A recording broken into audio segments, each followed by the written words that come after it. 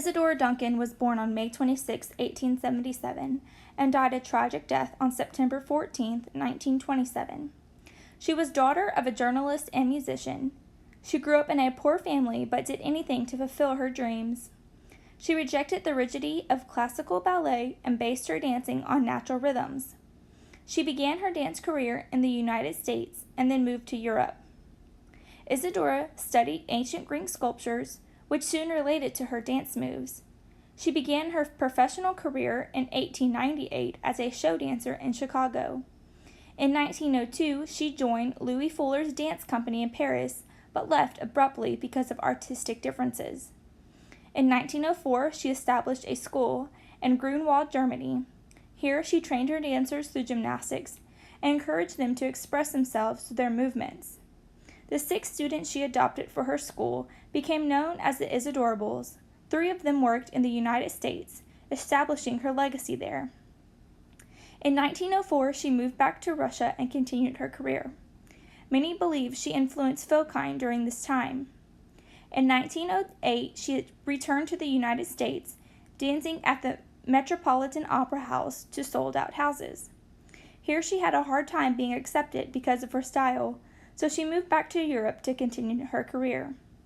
In 1917, after the Russian Revolution, she moved to Moscow where she met her husband, Sergei Essenen. He was 17 years younger than her. In 1924, Essenen left her due to being mentally unstable and committed suicide in 1925. Duncan had 3 children that all died. One died soon after birth and the other 2 drowned. In 1927, Isadora Duncan was tragically killed because her long neck scarf got wrapped into the wheel of a moving vehicle and she was pulled from the car and drugged. Before the driver could stop, she was killed. Isadora's style was one that would not be forgotten. Her naturalistic appearance and movements brought new ways of dancing and thinking about dance into every aspect of the world and modern dance. Her style was simple but heroic. Inspired by nature, she believed that motion is motivated by emotion and must be expressed through the entire body. Her movements were known to have sprung from within her leaps and runs of spontaneous joy. Her style was a combination of imagination and free-flowing movements with some pantomime. That reflected Greek themes and costumes were simple. Her costumes allowed her to move freely and openly, usually showing her legs and bare feet.